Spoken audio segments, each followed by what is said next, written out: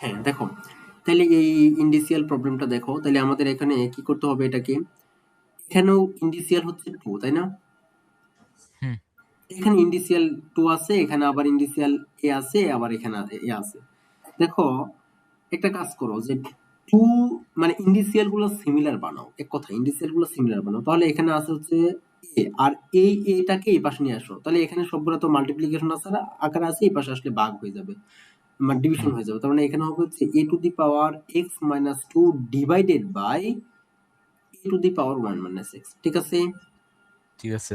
তাহলে right hand সাইডে দেখো ইন্ডিসিয়াল আছে 2 x মাইনাস 3, তাহলে এটা কি মাল্টিপ্লিকেশন আকারে আছে, ডিভিশন আকারে লেখো, তাহলে কি হবে 2 to the power 3x minus 5, ঠিক আছে? ঠিক আছে। আচ্ছা, এখানে দেখো এই যে 2, এই যে 2 সাথে ছিল, এই 2টাকে রেখেই দাও, 2টাকে রেখেই দাও, 2 টু দি পাওয়ার 1 আছে। আচ্ছা ওকে, তাহলে দেখো এখানে আলটিমেটলি দেখো কি আকার আছে, ডিভিশন আকার আছে, থাকলে কি হয় ইন্ডিসিয়াল সেম, তাহলে কি মাইনাস হবে না? মাইনাস তাহলে হবে। হবে মাইনাস 1 মাইনাস মাইনাসে প্লাস এক্স, ঠিক আছে? রাইট হ্যান্ড সাইডে খেয়াল করে দেখো, রাইট হ্যান্ড সাইডে খেয়াল করে দেখো, এটা আর এটা কি মানে কি ইন্ডিসিয়াল সেম, তাহলে কি পাওয়ার গুলা কি অ্যাড হবে না? হুম তাহলে 2 টু দি পাওয়ার দেখো x মাইনাস 3 প্লাস 1, আবার এটা এরা কি পরস্পর কি ডিভিশন আকারে আছে এবং ইন্ডিসিয়াল সেম, তাহলে কি আবার কি মাইনাস হবে না? হ্যাঁ, মাইনাস তাহলে হবে। মাইনাস 3x মাইনাস মাইনাসে প্লাস 5, ক্লিয়ার? ক্লিয়ার।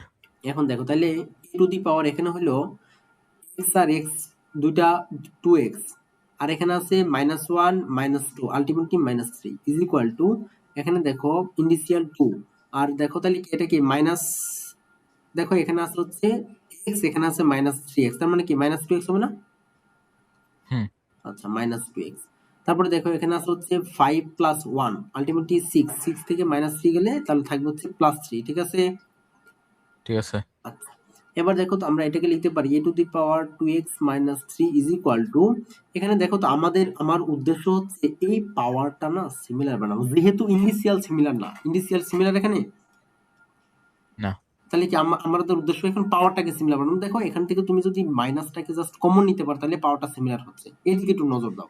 তাহলে আমরা লিখতে হুম পারি 2, এখান থেকে মাইনাসকে কমন নাও, তাহলে কি হবে 2x মাইনাস 3, মিললো?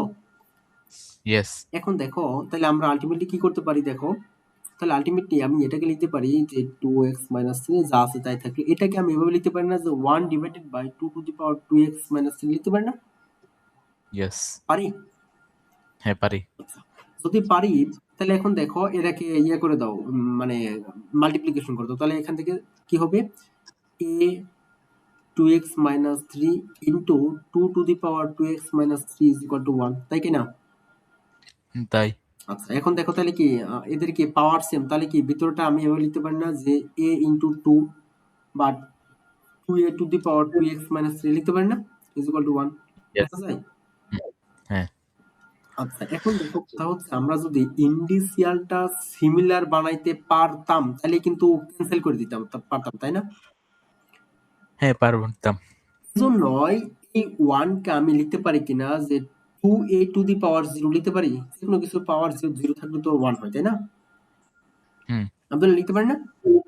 হ্যাঁ, লিখতে পারি। তাহলে দেখো এই যে ইন্ডিসিয়াল ক্যান্সেল, আলটিমেটলি লিখতে পারি এখান থেকে 2x minus 3 is equal to 0, তার মানে কি এখান থেকে x এর ভ্যালু কত আসবে, x ইজ ইকুয়াল টু আসবে হচ্ছে 3/2, এটাই অ্যান্সার, হুম বুঝছো? ওকে।